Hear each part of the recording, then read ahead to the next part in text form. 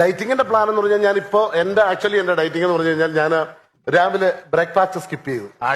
Breakfast അത് main ആയിട്ട് വേണ്ട. ബ്രേക്ക്ഫാസ്റ്റ് സ്കിപ്പ് ചെയ്യണം നമ്മൾ. അപ്പൊ രാവിലെ എന്നിട്ട് എന്ത് കഴിക്കും? ഊണ് കഴിക്കും.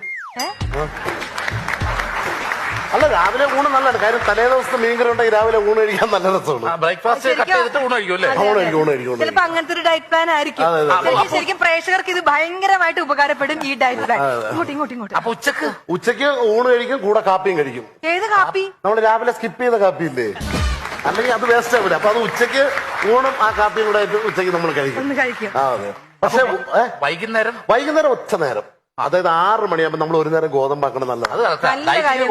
രാവിലെ ഊണ്, ഉച്ചയ്ക്ക് ഊണും കാപ്പിയും, അപ്പൊ പിന്നെ വൈകിട്ട് ഗോതമ്പ് എന്ന് പറഞ്ഞാൽ 2 ചപ്പാത്തിയെ കഴിക്കാം. വൈകിട്ട് 2 ചപ്പാത്തി. കാര്യം 2 ചപ്പാത്തിയെ നമ്മൾ കഴിക്കാം. കാര്യം 7:30 നമുക്ക് വീണ്ടും ഉണ്ണാനുള്ളതല്ലേ. കാര്യം അപ്പൊ കൂടുതൽ ചപ്പാത്തി